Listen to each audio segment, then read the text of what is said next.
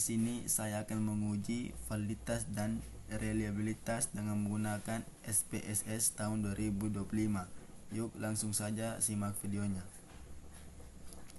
Jadi, langkah pertama kita harus membuka aplikasi Excel.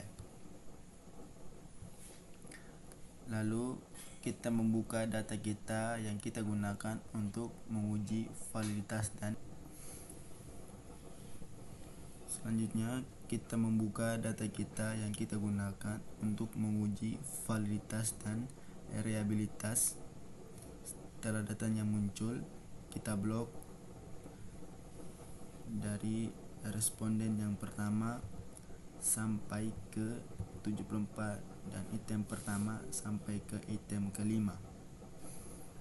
Lalu kita blok data semuanya, lalu kita salin dengan tekan Ctrl C. Langkah kedua, kita buka aplikasi SPSS tahun 2025.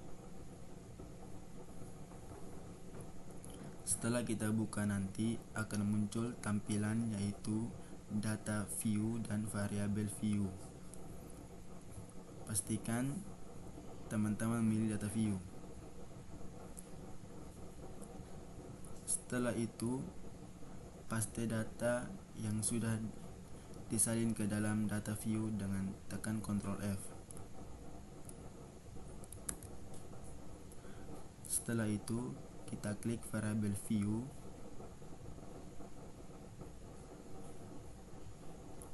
lalu bagian nama pasti akan muncul var 01 sampai var 04.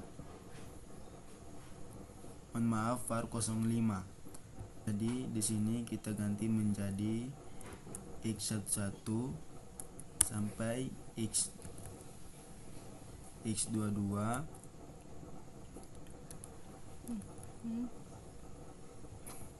x33 x44 dan x55.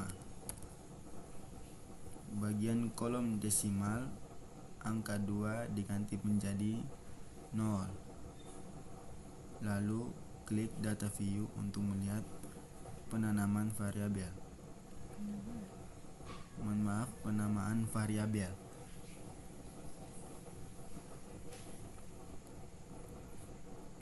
Langkah ketiga, klik analyze pada pojok atas. Lalu pilih correlation. Lalu pilih bivariate. Lalu pindahkan variabel yang ada di pojok kiri ke pojok kanan dengan klik anak panah lalu tekan OK. Maka akan muncul output reliabilitas. Untuk melihat uji reliabilitas, lihat pada tabel correlation. Langkah keempat, keputusan atau kesimpulan. Dikatakan reliabilitas jika nilai R hitung lebih besar dari R tabel. Untuk nilai R hitung pada alfa 0,05 dan N-nya itu 74 dengan derajat bebas. N dikurang 2 atau 74 dikurang 2, nilai R tabelnya sekitaran 0,23 dan seterusnya.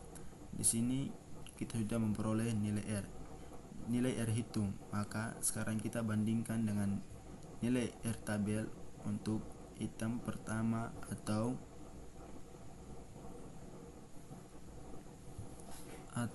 X11.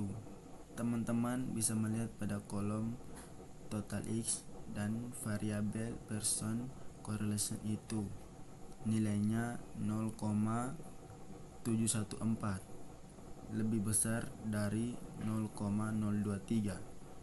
Sekian, maka untuk item pertama dikatakan valid karena nilai R hitung lebih besar dari R tabel. Dan untuk baris signifikannya 0,00, di mana 0,00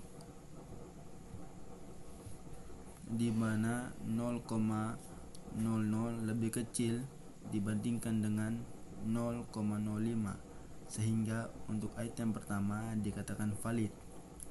Selanjutnya untuk item kedua, nilai persen correlation 0,225,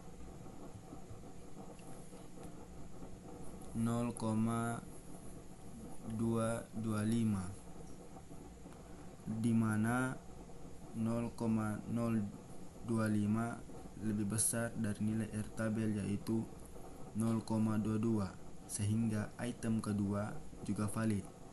Untuk selanjutnya item ketiga dan keempat di sini, sehingga item kedua, ketiga, keempat dan kelima nilainya lebih besar daripada 0,23, maka item ketiga dan keempat juga valid.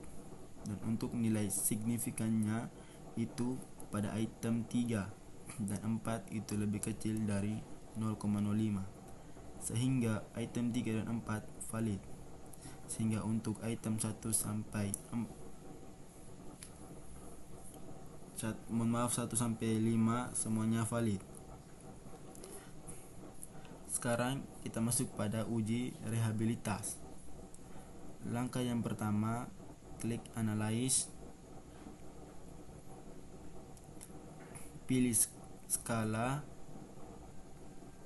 pilih rehability analyze, blok item sebelah kiri, pindahkan bagian kanan tulisan item, setelah itu klik OK. Maka hasil output dari uji rehabilitas. Sekarang kita lanjut ke langkah terakhir, yaitu keputusan dan kesimpulan. Keputusan atau kesimpulan. Untuk uji